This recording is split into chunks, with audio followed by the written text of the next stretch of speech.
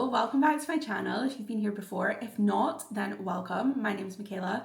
I'll be running through my July TBR with you today. My voice sounds a little bit funny. I feel like it's got like crackles in it, so apologies if that's irritating. It's kind of irritating for me too, so I apologise if that's annoying. My voice doesn't normally sound like that. But yeah, I thought I would run through my July TBR with you. I've got a bit of a mix of genres here, and I've picked out 7 books that I would like to get through in July. I've been a bit of a reading slump through spring, and it's kind of picked back up again towards the tail end of June. I do have some annual leave this month, so I'm off work for about a week and a half towards the end of the month. I am travelling for a week of that, and it's going to be a pretty busy trip. So my partner and I are going to Budapest with some friends for the Hungarian Grand Prix, which is going to be phenomenal, but I also really struggle with socializing and crowds, particularly for long periods of time. So there will be time where I will pull myself out of the situation just for a bit of downtime, and I'll have some time to read then as well. We'll obviously have some time to read on the plane, and there will be some days after we get back from the trip where I have some time before we go back to work. So I'll hopefully get through a good chunk of books, but I've picked out 7. 2 of them are book club books. They're both for online book clubs, so it's for the 2 book clubs that I'm part of through YouTube. So it's the What Michaela Reads, is it the Thriller Cult? I think it's called. But What Michaela Reads book club, and the Pastel Bookshelf, Carly's book club. So hopefully I don't give myself heat exhaustion and miss both of those book clubs this month, because that was really frustrating. So I was filming a reading vlog because I realised I had like 4 days to read the books for those book clubs. Managed to absolutely fire through them, and then what happened? I was building garden furniture on the Saturday morning before book club and ended up giving myself heat exhaustion. So not only did I miss both book clubs that day, but I also missed my own barbecue that evening. So that was wonderful, but I'm feeling better now, so that's good. Anyway, so the books for book club, let's start with those. So the first one is a book that I'm not sure if it's going to be for me, but I'm going to try it anyway. It's called Across the Vanishing Sky by Cowles. I'll put a picture on screen because the actual, it's not picking up particularly well by the looks of things.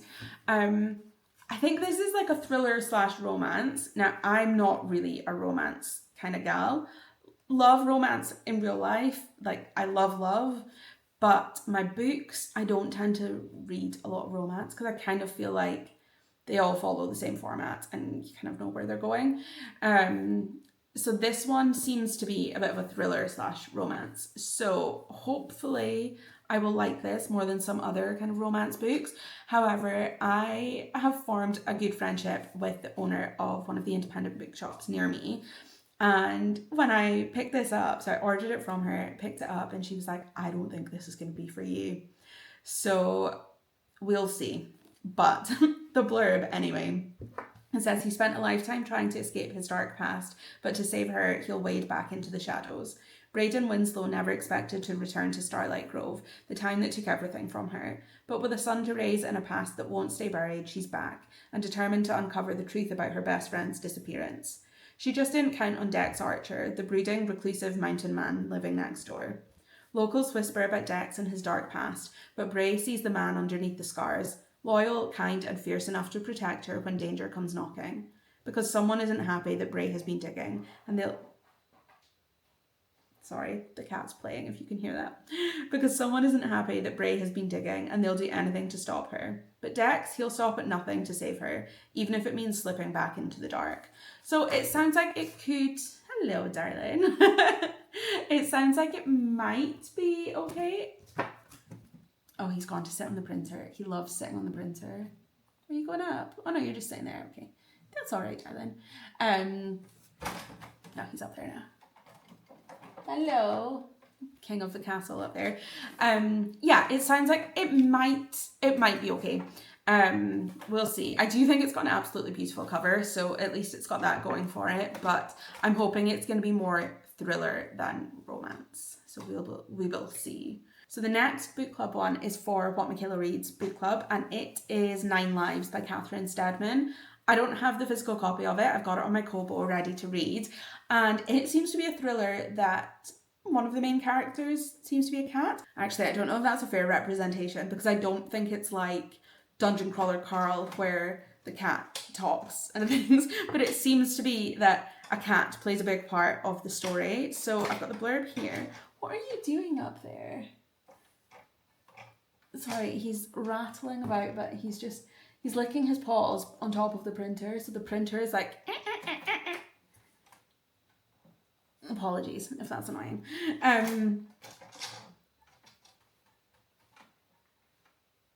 Yeah, the blurb for 9 Lives says, "These are your neighbours, one is a killer. Reeling from a very recent divorce, Frankie has moved into a glamorous London neighbourhood.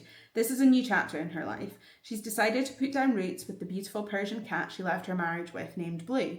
But little niggles and her perfect new life start to grow, and when Blue returns one night from slipping into places he shouldn't, Frankie's concerns solidify. 2 words are roughly scratched into his collar. Help me." That sounds terrifying. Unsettled and unwilling to ignore the incident, Frankie roots out an old, unused cat cam collar. What slowly begins as a voyeuristic fascination with neighbours and the secrets they're hiding soon turns into a perilous quest for the truth that threatens to bring untold terrors to her doorstep. I'm sorry, but that sounds right up my street. And this little monkey would love to be part of a thriller. He would be finding all the clues. So I am very excited for that one. I think I'm probably going to keep that one for my holiday though, because like I say, I've got it on my Kobo and I don't want to be taking physical books on holiday with me because let's be honest, there will be some book buying in the airport, which there shouldn't be. There shouldn't be. I'm not supposed to be buying more books unless they're book club books. Okay, maybe there won't be book buying in the airport, but I love a trade paperback because I hate hardbacks, and it means that any new books I get either have to be on my Kobo or I have to get them from the airport because a lot of them just come out in hardback. So we'll see. Maybe I'll give myself a little treat in the airport if I'm not supposed to be buying books. So I don't know. We'll see if I can kind of hold myself to it. Anyway, so the next books on the list, I'm going to go through 2 of them just really briefly because I did mention them in my last video. These ones are from the list of books that I want to get through this summer so that I can either read them or unhaul them because they've been on my bookcase for so long. So the first one is The Unfortunates by K Chukwu, and the other one is Maud Horton's Glorious Revenge by Lizzie Pook. So I won't go through the blurbs because I went through them in the last video, but they reminded me why I bought them when I went through those blurbs. So I am really excited to read those. I've been thinking about them ever since I filmed that video actually. So I'm looking forward to getting those read and hopefully I will enjoy them. But if you're interested in kind of what they're about, then you can check out my last video. The next book is a thriller and it's a police procedural thriller, which I love anyway. It's called Out for Blood by Deborah Masson. Now, Deborah Masson is a local author to me. So she's from a nearby town, and I picked up a couple of her books. So it was the first 3 books in this series actually when I first moved to the little village that we're in, because there's an independent bookshop kind of in between the town that Deborah Masson is from and in between the village that I'm from, and they were stocking her books. So I picked up the first 3 in the series and then never really got to them, and then the 4th one was announced as being released through another local bookstore that I love, and I remembered that I had the first 3 in the series. So I read the first one, Hold Your Tongue, earlier this year. Absolutely loved it. Absolutely loved it. If you love a police procedural thriller, then please go and read that book because it was brilliant. And this is the second one in the series. So I'm so excited to be reunited with, I think it's D.I. Eve Hunter. I just love these books. And because she's local, it kind of feels familiar as well. Like I love a police procedural where I recognise where they are. They talk about different streets and buildings and I know where they are because it's in like set in the city that I kind of grew up in. So the blurb for this one is: a young man, the son of an influential businessman, is discovered dead in his central Aberdeen apartment. Hours later, a teenage girl with no identification is found hanged in a suspected suicide. As D.I. Eve Hunter and her team investigate the 2 cases, they find themselves in a tug-of-war between privilege and poverty, between the elite and those on the fringes of society. Then an unexpected breakthrough leads them to the shocking conclusion that those in power have been at the top for too long and now someone is going to desperate lengths to bring them down. Can they stop someone who's dead set on revenge no matter the cost? I love police procedurals, I love thrillers, and anything to do with kind of class wars and bringing down powerful people. Yeah, this sounds like it's going to be right up my street, so I'm very excited for that one. And then the last two feel like kind of rogue picks potentially, but I'm excited for them nonetheless. So the first one is Chrysalis by Anna Metcalf. Now, I bought this one at the start of the year when I was in London, and I saw it in oh goodness, what's that bookshop called? Foyles, I think it is. I think it's like a Waterstones business, but it's a different shop. And yeah, saw it in there and thought, oh, this sounds really interesting. Picked it up, had never heard anyone speaking about it. And then not long after I took it home, I saw Callie from Kapowski Reads speaking about it. So yeah, I'm hoping I'm really going to enjoy this one. The blurb says, 3 people bear witness to one woman's metamorphosis. Elliot notices her training in the gym as she transforms her body, becoming bigger and stronger. Bella, her mother, watches as she grows from a taciturn child into a determined, emotionally distant young woman. And Susie sees her at her most vulnerable and then looks on as she reinvents herself, amassing a cult-like following online. Piercing and original, Chrysalis is a story about selfhood and solitude, about the search for answers and those we trust to give them to us.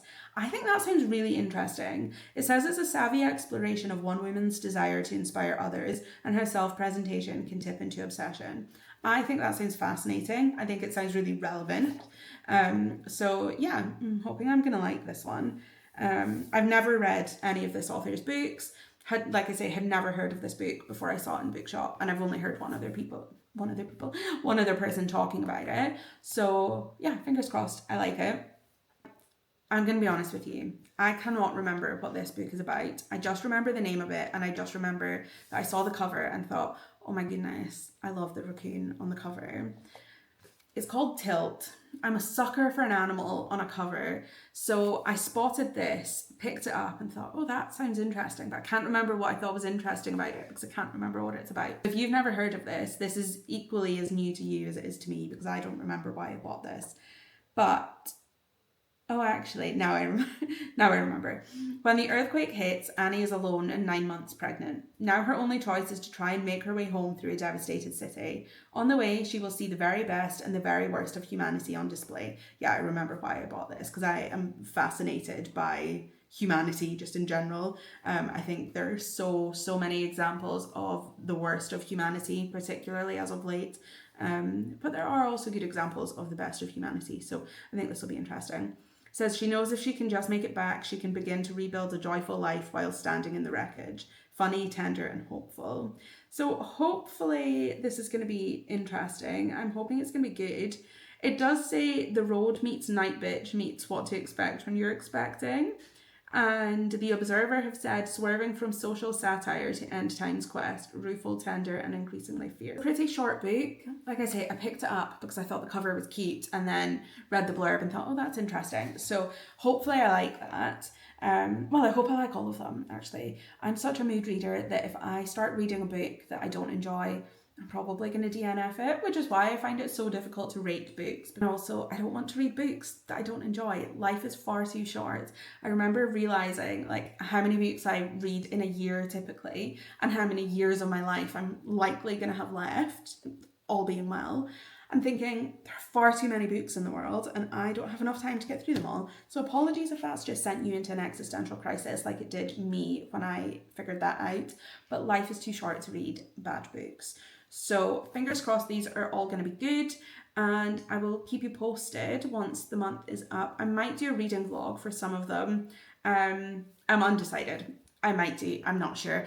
Because I am realising, so when I was filming the reading vlog for my book club books that I ended up not going to book club for, I realised I'm terrible at remembering to update people because I'm not used to filming reading vlogs. So yeah, I might do a reading vlog for some of these. I'd love to know what's on your TBR for July, if you don't mind sharing. So feel free to leave that in the comments. If there's any of these books that you've read as well and you want to share your thoughts with me, then please do let me know, but keep it spoiler free because I've not read these yet. If you've not read any of these, but some of them sound like they might be up your street, then let me know which ones you might pick up in future. Thank you so much for watching. If you enjoyed this video, then I would love it if you stuck around and liked and subscribed. I think it would be really cool to have have a little community of book readers that I can chat to about books. So yeah, if you do want to stick around, then please do, and I'll hopefully see you again next time. In the meantime, have a lovely day, whatever time it is with you, whatever you've got planned for the rest of your day, or if you're watching this before you go to bed, then sleep well, and I will see you in my next video. Bye!